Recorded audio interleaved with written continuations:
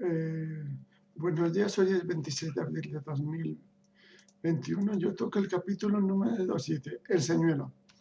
Kitiara tuvo una noche sin sueños. Al despertar, parpadeó y se estiró y dio un bostezo. Entonces, con sobresalto, cayó en la cuenta de que el sol le daba en los ojos. Se incorporó de un salto y sujetó contra su cuerpo la manta turbada.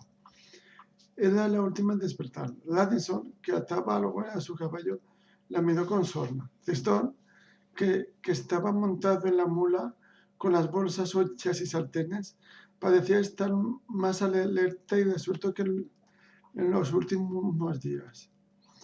Con el rostro encendido, Kit se metió detrás de unos arbustos para ponerse la vestimenta de caballero. Oía las risitas de Ladison y la voz de Ursa diciéndole algo. El cara de comadreja murmuró algo más y Ursa le contestó que cerrara el pico. Furiosa, Kitiara acabó de vestirse y salió de detrás de la maleza dispuesta. Ursa se acercó a ella. Su mirada era feroz y penetrante. Metió la mano en un bolsillo y sacó un tupido mechón de cabello del cabello de Kit, adherido a una tira de mueslina. Con alguna clase de pasta pegó el bigote postizo bajo la nariz de la muchacha. La rudeza de sus movimientos hizo que Kit diera un respingo. Sí, dijo él con gesto aprobado, tras evaluar su apariencia bajo el disfraz varonil. Reinaba en el grupo un ambiente más tenso que antes, cuando la misión no era inminente. ¿Dónde estaría el naval? Kit divisó al nervudo carnutiano montado en su corcel blanco, en lo alto de una elevación, a cierta distancia. Se desguardaba los ojos con una mano y oteaba los ojos al noroeste. El naval estaba hundido en la silla de montar, casi encorvado, de vuelta una vez más a la extraña languidez en que se sumía al llegar el día. Ni siquiera volvió la vista hacia donde se encontraba Kit. La muchacha advirtió que estaba mirando con demasiada intensidad al carnutiano y que Ursa la observaba atentamente. En consecuencia, volvió el rostro hacia el mercenario con rapidez. ¿Por qué no me despertasteis antes? Preguntó Kit enojada. ¿Y por qué no te despertaste tú, bella durmiente? Intervino Ladinson de su caballo con sarcasmo. Tristón soltó una carcajada, algo chocante en él. Kitiara dio un paso hacia Ladinson, en tanto su mano buscaba una navaja que no estaba allí. De hecho, la muchacha estaba desarmada y en su atavío no tenía cinturón o presilla de cuero para armas. Dormías profundamente, dijo Ursa con voz impasible, al tiempo que se interponía en su camino para detenerla. Además, no había nada que pudieras hacer. Ahora, apresurémonos. Alzó la vista al cielo, donde el sol había recorrido la mitad del arco matinal. No estaría bien que llegáramos tarde a nuestra cita, ¿verdad? Sin poder evitarlo, Kit miró otra vez al naval, pero el carnutiano no se había movido ni había vuelto la cabeza en su dirección. Parecía que estuviera dormido o muerto. Solo sus ojos estaban vivos, recorriendo el horizonte. Maldita sea tu alma, pensó Kitiara con frialdad. Mientras los otros aguardaban, se aseguró de que Carmela estaba bien y se guardó en un bolsillo la pequeña navaja de Gilón, por si acaso. En cuestión de minutos, Kit montaba en la yegua castaña de su padre y cabalgaba cerrando la marcha de la banda de mercenarios, que avanzaba en fila con un trecho de unos 400 metros entre el primero y el último.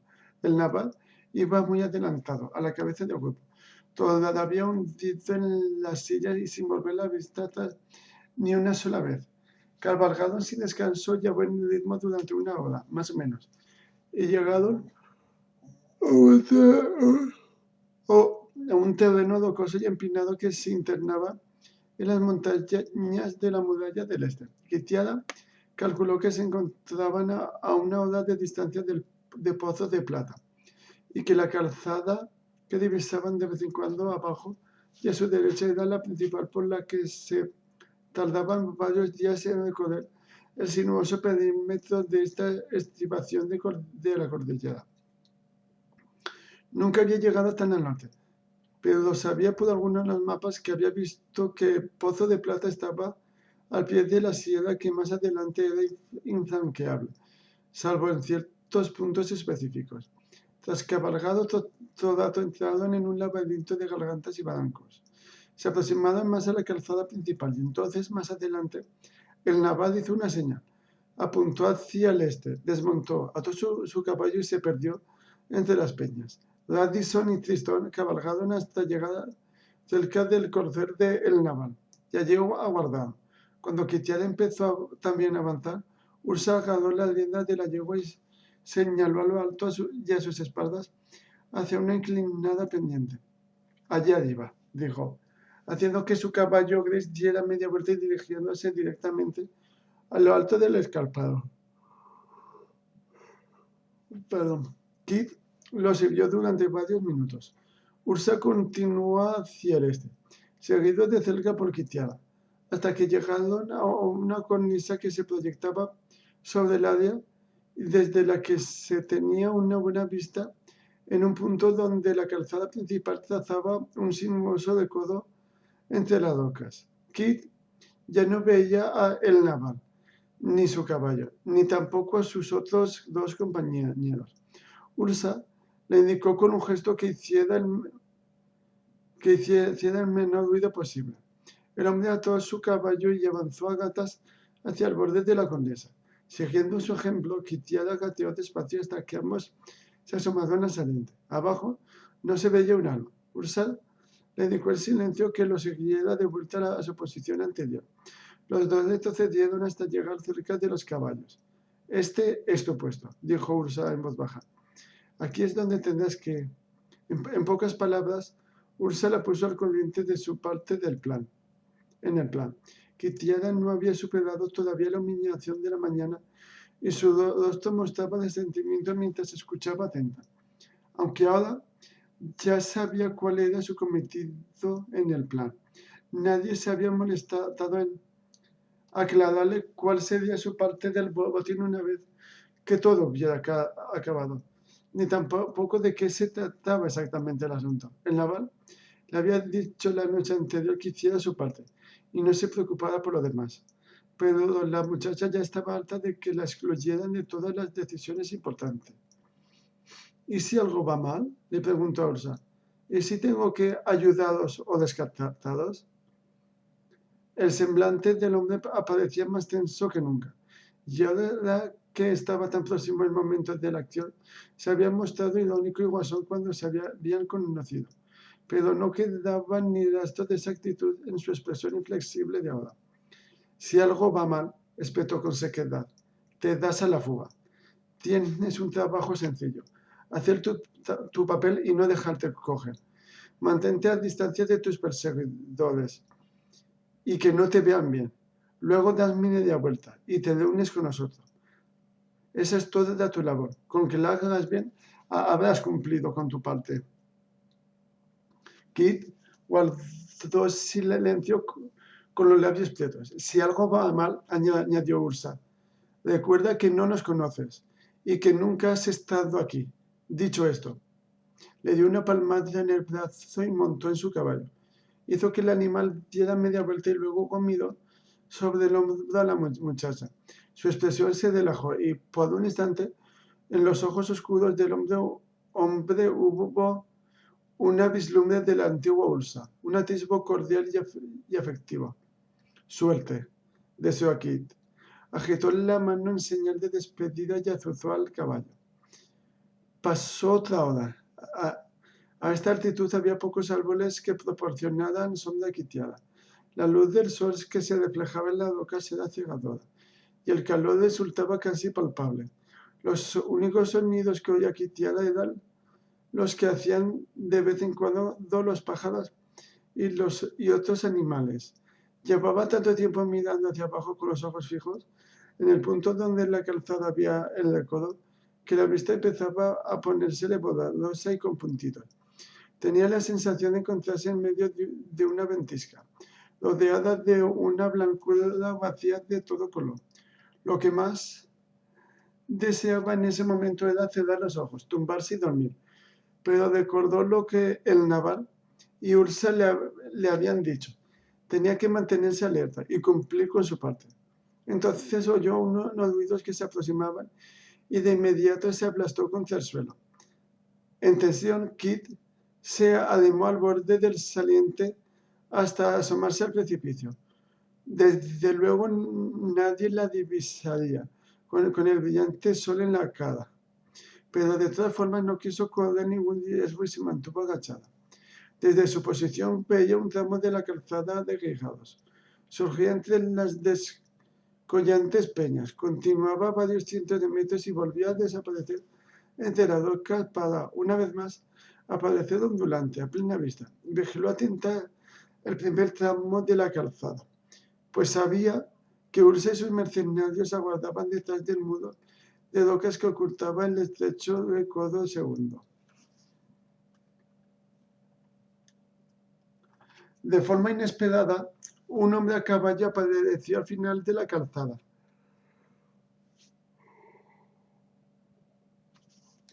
Vestía una fina armadura que brillaba como plata con el sol. Se cubría con un yelmo y manejaba una lanza corta con un penacho púrpura. Era evidente que sentía algún recelo, ya que avanzó despacio por el tramo abierto de su caballo. Un magnífico alazán pateaba el suelo con nerviosismo. No obstante, el cabecilla del yelmo no detuvo la marcha, y tras él aparecieron otros hombres a caballo. Por los dioses, al menos nos eran una docena de jinetes bien pertrechados con armas y corazas. Algunos vestían ropas llamativas y otros atavíos sencillos. Los hombres con armadura llevaban armamento diverso, en tanto que otros, probablemente vasallos, manejaban picas. Formaban un grupo formidable y superaban a los 4 hombres que esperaban al acecho en número y en armas. Kitiara se preguntó a la armada si debería hacer alguna señal para prevenir a Ursa y a los otros. ¿Sabrían a cuántos hombres tendrían que enfrentarse? ¿Habrían planeado desde el principio una estrategia para superar tal desventaja? Kit dio un suave respingo al divisar una figura que cabalgaba en el centro del grupo, sobre un ruano pálido. Un espléndido animal, atado con correas a la silla guarnecida, iba un pequeño cofre decorado que contenía, dedujo Kit, el objeto de su misión. El jinete era joven y esbelto, tenía bigote y llevaba el negro cabello muy recortado. No manejaba armas, vestía un jubón negro y una camisa blanca con encajes. Incluso desde lo alto, a una distancia de varios cientos de metros, especialmente a una distancia de cientos de metros, Kitiara vio que se lo podía confundir con ella fácilmente. Se agachó más y observó con nerviosismo que el primer jinete desaparecía en el recodo. Lo siguió el resto de la comitiva, uno tras otro, durante lo que a Kitiara le parecieron unos minutos interminables. Si bien debieron ser unos pocos segundos, se produjo un silencio cargado de tensión. Calculó que los jinetes tardarían alrededor de 5 minutos en salir del recodo. Sin embargo, el silencio se prolongó hasta que Kitiara creyó que no sería capaz de contener las ganas de gritar. Era como si todo, los pájaros, los animales y hasta el aire, se hubiera detenido. La chica estiró el cuello, pero no atisbó nada. Una rápida secuencia de estallidos fuertes rompieron el silencio. No eran realmente explosiones, sino unos ruidos terribles que le pusieron aquí los nervios de punta. A continuación, una nube de polvo y humo se alzó en espiral del suelo. La nube no llegó a donde Kit estaba encaramada, por lo que la muchacha pudo verla desde arriba. Tenía un color extraño, un blanco nacadado, que casi parecía transparente con la luz del sol, y pese a ello, pequeñas partículas negras se arremolinaban en su interior. Mientras miraba boca abierta, el aire dentro de la nube crepitó, y las pequeñas partículas negras reventaban. De su interior salieron lo que a Kitiara le parecieron miles de cuervos negros, graznando y volando en una bandada de tensa y aterradora, que la muchacha cerró los ojos y braceó en el aire con frenesí para espantarlos. Ignoraba si eran reales o ilusorios, pero cuando volvió a abrir los ojos tras unos segundos, habían desaparecido por completo. Al mirar abajo, vio que la nube nacadada también se había desvanecido. Mientras esto ocurría, Kit reparó vagamente en los gritos, las maldiciones y el ruido de lucha a sus pies. Creyó oír vocear algo a Ursa, escuchó gemidos y chillidos de hombres moribundos y deseó que el naval no fuera uno de ellos. Mientras observaba, varios de los hombres vestidos con armaduras, así como los vasallos, salieron al galope del recodo y se detuvieron con aparente desconcierto, como si hubiera desaparecido de pronto algo a lo que iban persiguiendo. 2 o 3 estaban heridos y sangraban. El joven noble no se encontraba entre sus filas y Kitiara calculó enseguida que el número de estas se había reducido a la mitad. Kitiara ignoraba cómo habían logrado escapar Ursa y sus hombres, si es que habían escapado, pero esta era la señal convenida para que ella entrara en acción. ¡Eh! ¡Los de allá abajo! Gritó con un tono no de voz tan ronco como le fue posible. Se había puesto de pie en la cornisa y agitaba los brazos, de manera que la vieran con claridad los que estaban en la calzada. En sus rostros vueltos hacia arriba, Kitiara descubrió el desconcierto que les causaba ver a su señor en una posición tan lejana, tan alta. ¡Aquí arriba! Gritó. ¡Aprisa! Acto seguido, Kit giró sobre sus talones y desapareció de su vista. Llegó a donde esperaba Canela y montó en la yegua. Tras escuchar con atención un momento, sonrió satisfecha al oír el clamor de voces, seguido de retumbar de cascos de caballos en la calzada. Sabía que tardarían un rato en remontar el declive. Espoleó a Canela hacia una senda escabrosa y serpenteante que ascendía por la ladera de la montaña a un terreno más alto. Las ramas azotaban el rostro de Kit y se arañó las piernas con las aristas de los afloramientos rocosos. Canela dio un traspiés y Kitiara tuvo que desmontar y tirar de las riendas para que la yegua reanudara la marcha. Pequeños animales se cruzaban veloces en su camino. Un halcón alzó el vuelo lanzando un grito de protesta. Tras varios minutos, Kitiara desmontó, jadeante por el esfuerzo, y encontró otra cornisa que le proporcionaba una buena vista del declive. Aguardó agazapada. Poco después, el grupo de jinetes armados salía a terreno abierto. Miraron en derredor. Se asomaron al borde del saliente donde había estado Kitiara y luego otearon a lo alto. Al no ver nada, empezaron a discutir entre ellos. ¡Eh! Gritó otra vez Kit, que se había incorporado y gesticulaba de manera ostensible. Vio que los hombres se sorprendían y que al divisarla su expresión se tornaba recelosa. Uno de ellos le gritó algo que Kitiara no entendió. ¡Están aquí arriba! ¡He capturado a uno! ¿Los otros? La muchacha pensó que era un golpe de efecto no terminar la frase y dar media vuelta mientras se perdía de vista con rapidez. Se quedó escuchando un momento y los oyó discutir otra vez. Sabía que uno o dos hombres volverían a la calzada, pero aunque ya no estuvieran convencidos de que ella era su joven señor, los demás no podían pasar por alto la posibilidad de apresarla para que los condujera hasta los otros asaltantes. Mientras Kit montaba otra vez a Canela, Oyó los soplidos y relinchos de caballos que anudaban el ascenso por la pendiente rocosa. Miró a su alrededor y eligió otra senda aún más estrecha y empinada que la anterior, que cortaba la vertiente. Podía zigzaguear por esas montañas bajas de manera indefinida y, por último, cuando lo creyera conveniente, despistar a los que la seguían. Todo cuanto tenía que hacer era mantenerse alejada del pozo de plata y no perderse. Punto y aparte. Varias horas más tarde, y a unos 20 kilómetros al nordeste de donde había iniciado la marcha, Quitiada estuvo segura de que había dejado atrás a sus perseguidores y que ya no había razón para ser causa. Se detuvo junto a un pequeño arroyo y bebió agradecida unos sorbos. Luego se refrescó la cabeza. Canela se inclinó al lado de su ama para beber también. Kit se arrancó de un tirón el bigote postizo y lo tiró entre los arbustos. Se permitió disfrutar de un breve descanso, tumbada de espalda y acariciada por los rayos de sol, que empezaban a descenderle en el cielo.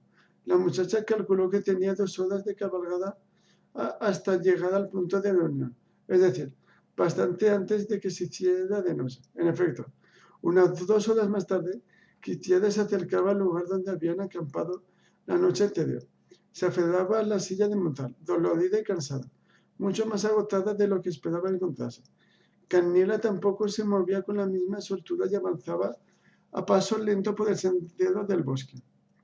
Al aproximarse al punto de reunión, Kit vio con sobresalto que en la senda habían esparcidos desechos, entre ellos ropas desgarradas, armas rotas, algunas monedas y joyas, y trozos de madera que reconoció como fragmentos del cobre que el hijo de Watmey llevaba consigo. También reparó en unas huellas que salían del sendero. Cautelosa, Kit desmontó y tras sacar la navaja avanzó despacio entre la maleza.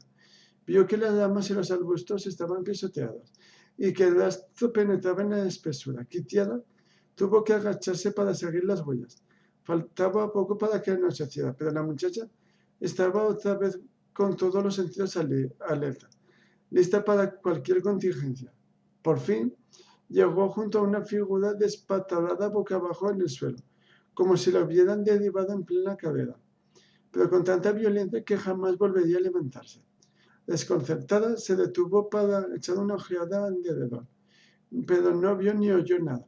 Sin bajar la guardia, se acercó al cuerpo y después, con creciente odor, le dio la vuelta. Contuvo el aliento al reconocer a la persona por su gran parecido con ella. El joven noble de corto cabello negro y fino bigote, el hijo de Watmey, el hombre al que habían suplantado, estaba muerto. Era un espectáculo horrible. Tenía el torso hecho pedazos y por las espantosas heridas donde la sangre empezaba a coagularse, asomaban trozos de vísceras. Parecía como si una bestia salvaje lo hubiera destrozado a zarpazos y a continuación, Quitiada se estremeció al pensarlo. Lo hubiera devorado en parte. Solo su rostro, joven y sereno, blanco como la nieve, estaba intacto. Esta era la primera vez que Kit veía a una persona muerta tan de cerca. La primera vez que, en parte, era responsable de una muerte. No sentía pena ni piedad, solo una firme impresión. Y miedo. Retrocedió a trompicones, dio media vuelta y echó a correr, por completo desorientada. Corría, caía, se levantaba, corría otra vez atolondada en círculos, apartando las damas con un brazo en tanto que con el otro se resguardaba los ojos. No encontraba a su yegua, no podía descuidar, no distinguía nada en la creciente oscuridad que envolvía la espesura con rapidez. Quitiada tropezó de nuevo y se fue de bruces al suelo, pero esta vez no se levantó. Se quedó dormida allí mismo, tumbada de espaldas, de cara al cielo. Soñó con un rostro juvenil, inocente y hermoso, que no parecía formar parte de su cuerpo mutilado. Un rostro muy semejante al suyo. Punto y aparte. Sonó un chasquido en la maleza y Kit sintió la presencia del diablo. Antes de despertarse del todo, supo que ya no estaba sola. Intentó sentarse, pero una mano plantada en su pecho la empujó hacia atrás, y cuando abrió los ojos se encontró cara a cara con Ursa. El hombre se llevó el dedo a los labios. Susurró. Guarda silencio. Estaba en cuclillas, inclinado sobre ella, pero sus ojos fueron veloces de un lado a otro de los árboles. Estaba completamente oscuro, muy pasada de la medianoche. Hacía frío. Kit vio que su yegua y el caballo de Ursa estaban atados por las riendas, no muy lejos. A causa de los árboles, el radio de visión era bastante corto. A Kit le pareció que su respiración agitada sonaba demasiado. Tras unos largos segundos, Ursa aflojó los dedos y dejó que Kit se incorporara. Se sentía desorientada. Intentó recordar qué había ocurrido y cómo había llegado hasta allí. Todo le vino de golpe a la memoria.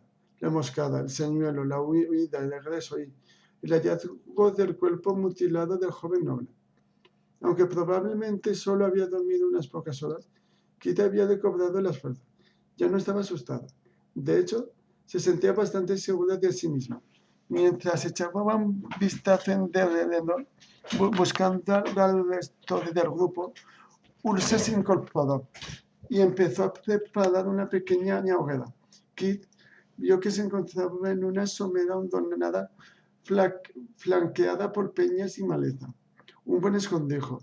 Ursa debía de haberla traído hasta aquí y también a Canela. ¿Dónde están el Navad y los demás?, preguntó. Esperando en un sitio, contestó Ursa, que estaba de espaldas a la muchacha. El tono de su voz denotaba cierta preocupación. Se puso a preparar un poco de caldo, echando agua de una cantimplora en un tazón grande de estaño y añadiendo ingredientes de unos botes que llevaba en la mochila. Luego, con la horquilla de una damita, le movió el contenido mientras se calentaba el fuego. Kitiara se acercó a la lumbre y se sentó para poder verle la cara. ¿Os persiguieron?, preguntó con ansiedad. ¿Y a ti?, preguntó a su vez él con tono evasivo. Sí, pero los despisté enseguida, respondió Kit, orgullosa de sí misma, como tú previste. Al principio creyeron que era, ya sabes. Su semblante se tornó sombrío al recordar el asesinato del noble. Si Ursa advirtió la breve vacilación en su voz, no hizo el menor comentario. Kit prosiguió. Pero después me persiguieron por los cerros durante un tiempo. Me mantuve a distancia, aunque lo bastante cerca para que creyeran que podían alcanzarme. Soltó una risita sin poderlo evitar. Después de cansarlos, di un amplio rodeo y me encaminé de vuelta de aquí, donde me dijiste que nos encontraríamos. Y entonces su voz se enmudeció. Toma. Ursa envolvió el tazón de estaño con un trapo y se lo tendió a la muchacha. ¿Qué es? No tiene nombre, contestó Ursa. Está bueno, dijo Kit tras dar un sorbo. Tenía un sabor parecido a té fuerte, pero era más nutritivo. A juzgar por su gusto, llevaba una mezcla de raíces y harina de pescado. Hasta ahora, Kitiara no se había dado cuenta de la hambrienta que estaba. Ajá, fue todo cuanto dijo Ursa. Ella esperó a que hiciera algún comentario, pero el hombre se limitó a seguir sentado, mirándola durante varios minutos hasta que hubo vaciado su taza. ¿Dónde están los otros?, insistió Kit. Esperando en un sitio, repitió él. Eso ya lo has dicho, hizo notar la muchacha, que empezaba a enfadarse. Ursa la miró en silencio un largo minuto.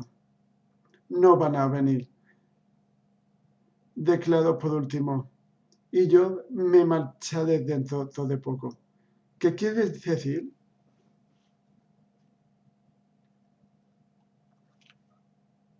Mira, ni siquiera querían que viniera yo, dijo Ursa con voz tajante. Lo hice solo para estar seguro de que te encontrabas bien. ¿Por qué?, exigió. ¿A qué viene esto? ¿Qué ha ocurrido?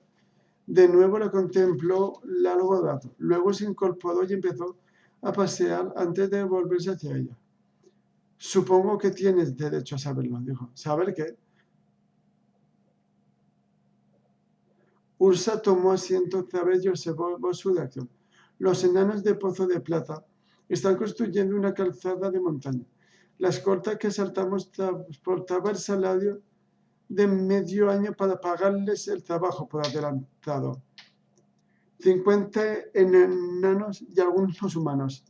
6 meses de trabajo durísimo. Suficiente oro y plata para que los 4 fuéramos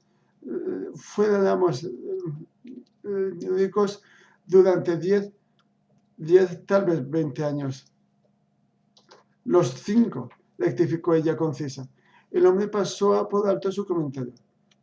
La calzada iba a conectar 2 propiedades feudales que están en las vertientes opuestas de esta sierra, continuó, con una voz cadente de inflexiones. Sin la calzada se tarda semanas y a veces meses en viajar de un feudo a otro. Una ruta directa cortaría el trayecto a una semana, 10 días como mucho. ¿Y? La muchacha se preguntaba por qué le contaba todo esto ahora. Ursa suspiró. Bueno, Kitiara, si de vez en cuando te limitaras a escuchar en lugar de interrumpir, a un mercenario le conviene saber más detalles de un trabajo que el mero hecho de cuándo tiene que luchar y qué puede robar. Como, por ejemplo, cómo y por qué lo hace.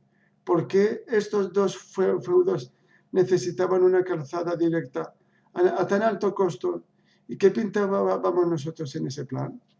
Kitiara tuvo que admitir que su razonamiento tenía sentido.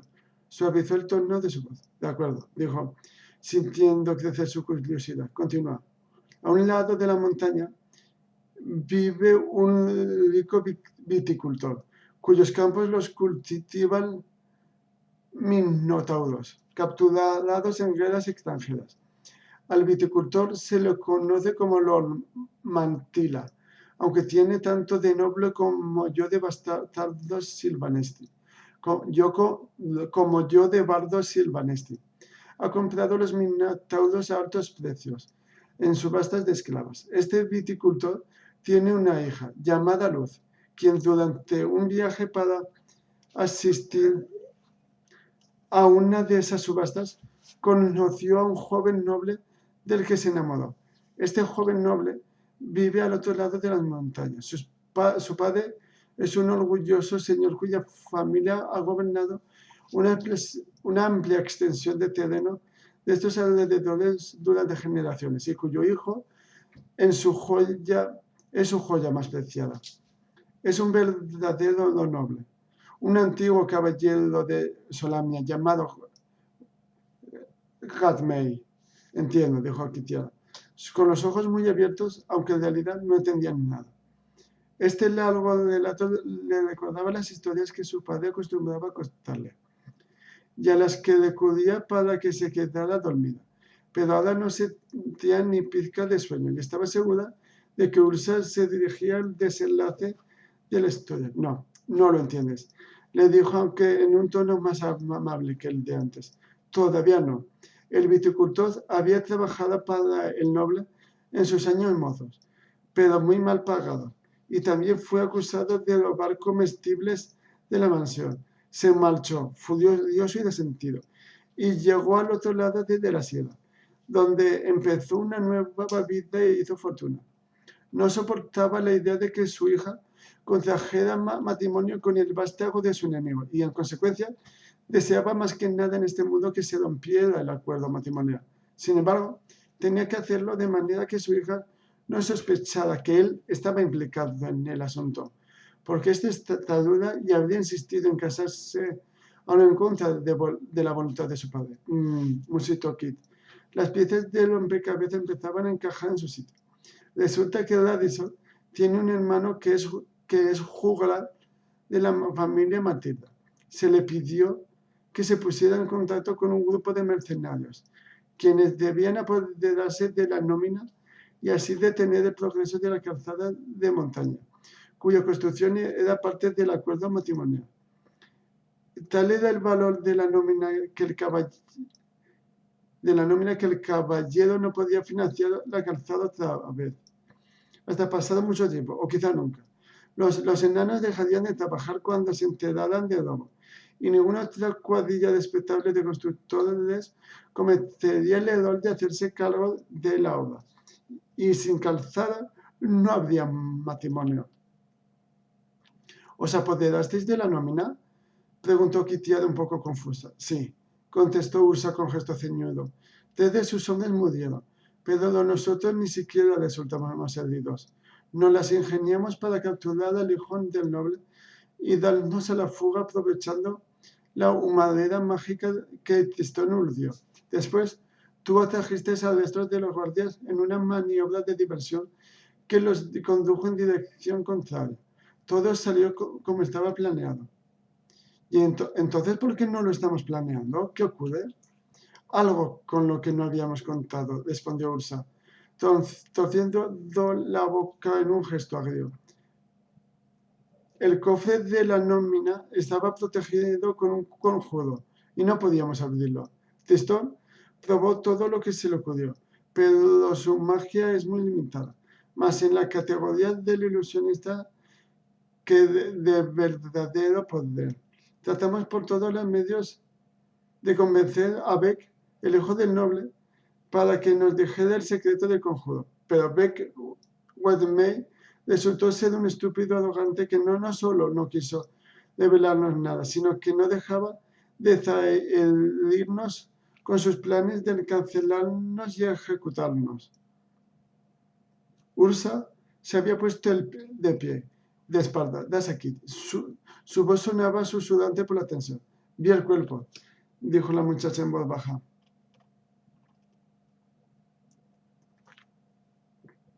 Eso no entraba en nuestros planes, comentó con dureza. Pero el naval fue incapaz de controlar su genio. ¿El naval? Repitió sorprendida Kitiada. Ursa giró veloz sobre sus talones y la quedó por un hombro. Es un ser con poderes mutantes, estúpida. ¿Es que no sabes nada de los Carnutia, no? ¿Por qué crees que nunca se los ve por estas regiones? Pueden transformarse en feroces panteras sedientas de sangre. Pueden y lo hacen, sobre todo de noche. Esa es su esencia, su verdadera naturaleza. No saben nadar, los aterroriza el agua y por ello jamás cruzan el océano. Pero el naval fue capturado en su tierra natal y los transportaron por barco, ya que en el continente escapó de sus portadores y nos conocimos. Casi siempre tiene bajo control la transformación.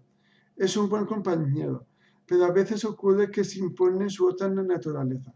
Adopta su forma de bestia y Kitiada estaba estupefacta. Tenía los ojos vidriosos mientras su mente se debatía por asimilar el hecho de que el Nava era un ser de naturaleza dual.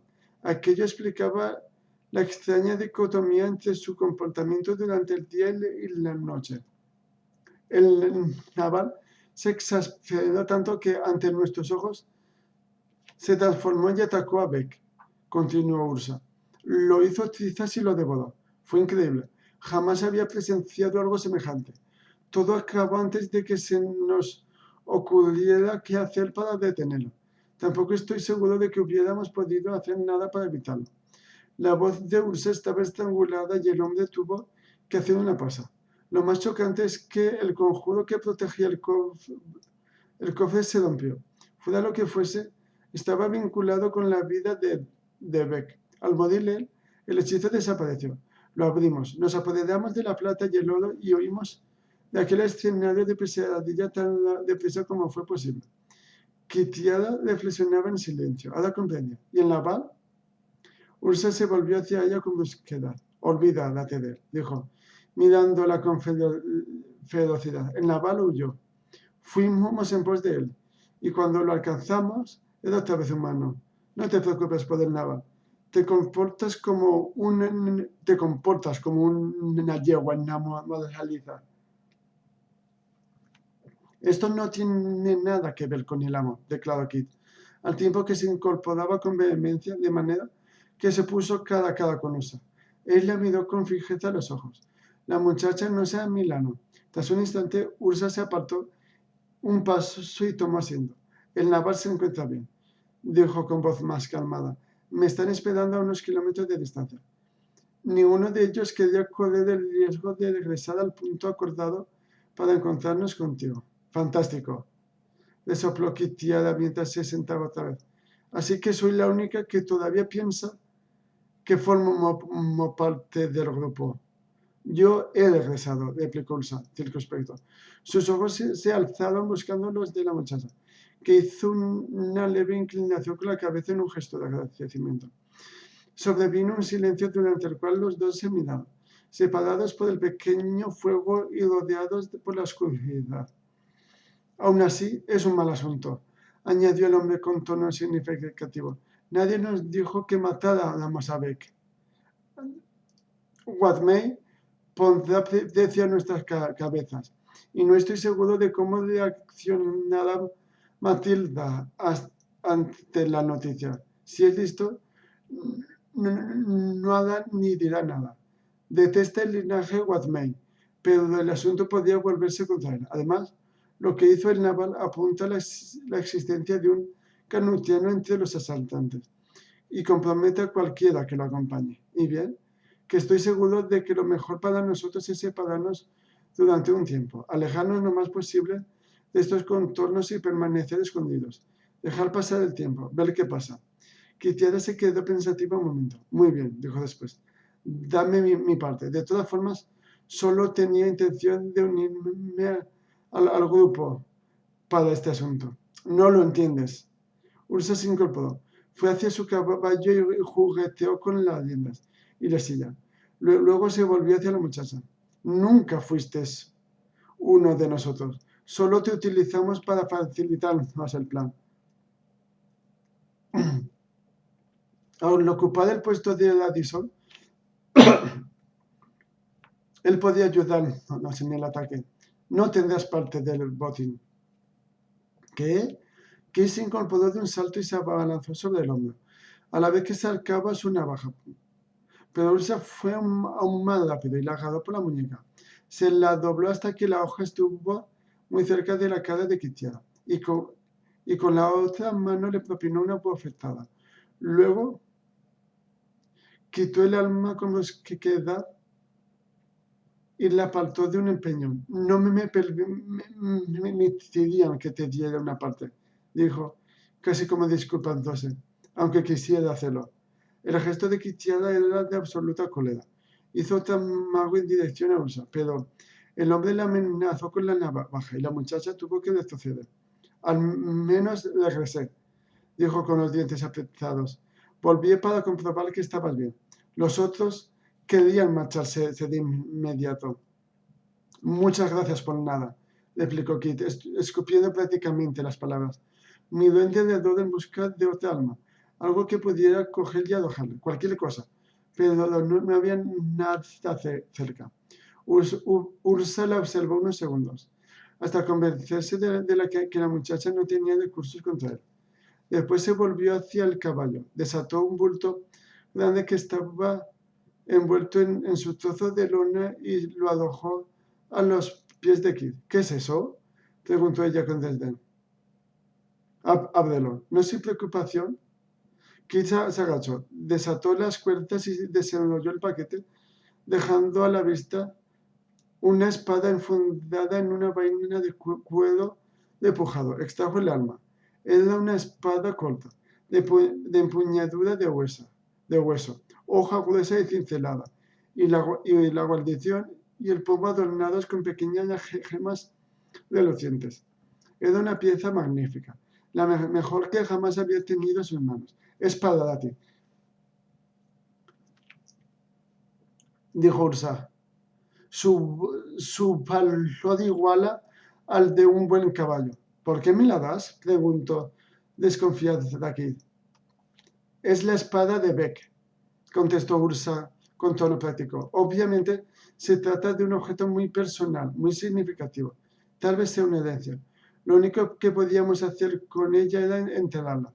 Pero tú puedes llevarla de vuelta a Solace, que está bastante lejos de aquí. Nadie sabe que estabas con nosotros, y serías la última persona de quien se les ocurriera sospechar. No corres peligro, pero yo en tu lugar la guardaré a buen recaudo durante cierto tiempo. Ursa esperó a que dejase algo. Kit contempló satisfecha la espalda que tenía en las manos. Pero cuando alzó de nuevo la vista hacia el hombre, la expresión de sus ojos era dura e intransigente. Si regresaste fue para entregar a Beck, dijo con tono acusador. Puede ser, replicó Ursa, cuya expresión era inflexible. Aguardó a que Kit dijese algo o más, pero al ver que la muchacha guardaba un obstinado silencio, se dispuso a montar. En el momento en que le dio la espalda, comprendió que había cometido un error. El mercenario sintió el pinchazo de una punta afilada entre los omoplatos, y al punto la sangre emanaba de las heridas. No tengas tanta prisa, siseó Kitiada. No tengas tanta prisa. Ursa se volvió despacio, azuzada por la espada que manejaba la muchacha. Ahora la punta se alzó hacia su pecho y de nuevo le desgarró la piel. Gracias por la espada, dijo Kit. Y ahora quiero a mi parte. No seas necia, advirtió el hombre lacónico. Kit dio otro leve toque con la punta del arma y abrió una nueva herida superficial. No lo llevo encima, declaró Ursa, con los dientes prietos. Entonces, vayamos a buscarlo, insistió la muchacha. Jamás te lo darán, advirtió el mercenario. Te matarán. Y si es preciso, dejarán que me mates a mí sin pensárselo 2 veces. Sin pensarlo. Qué pena. Kitiada empujó otra vez la espada y la sangre de Ursa empezó a manar con más profusión. Sin embargo, mientras Kit lo hacía, el hombre la sorprendió alargando la mano con gran rapidez y haciendo el arma por la hoja. Había sido una estúpida al no fiarse de que llevaba guantes de cuero grueso. A pesar de que el filo cortó sin dificultar la fuerte piel, Ursa se las ingenió para aferrar la espada con firmeza y apartarla a un lado antes de que Kit tuviera tiempo de reaccionar. Aprovechando su momentáneo desconcierto, Ursa lanzó un puntapié que alcanzó a la muchacha en la ingle. Mientras se doblaba por el dolor, el mercenario alzó la otra pierna y la golpeó en la barbilla. Se oyó un chasquido y Kit se derrumbó dejando caer la espada. Antes de perder el conocimiento, sintió otro tremendo puntapié en el costado. Ursa, de pie junto a la muchacha desmayada, rasgó una tira de la túnica y se vendó la mano con rapidez. A pesar de que la sangre empapó enseguida la tela del vendaje, la herida no era profunda ni dolorosa, y Ursa sabía que no tardaría en curar. La expresión de su semblante era, más que otra cosa, furiosa, y la mirada de sus ojos fría e implacable. Recogió la espada de Beck y, no sin dificultad, la enfundó de nuevo en la definada vaina. Kitiada seguía inmóvil. El mercenario llegó hasta su caballo. Se encaramó a la silla con gestos agarrotados. Estaba a punto de guardar la espada de Beck en un rincón de su fardo, cuando echó otro vistazo a Kitiada y cambió de opinión. Ahí tienes, dijo con voz ronca. Arrojó el arma al suelo, cerca del cuerpo desmayado. Luego, mientras tiraba de las riendas para hacer girar su montura, añadió: te la has ganado, señorita Kitiada. Fin de capítulo, besitos, hasta mañana.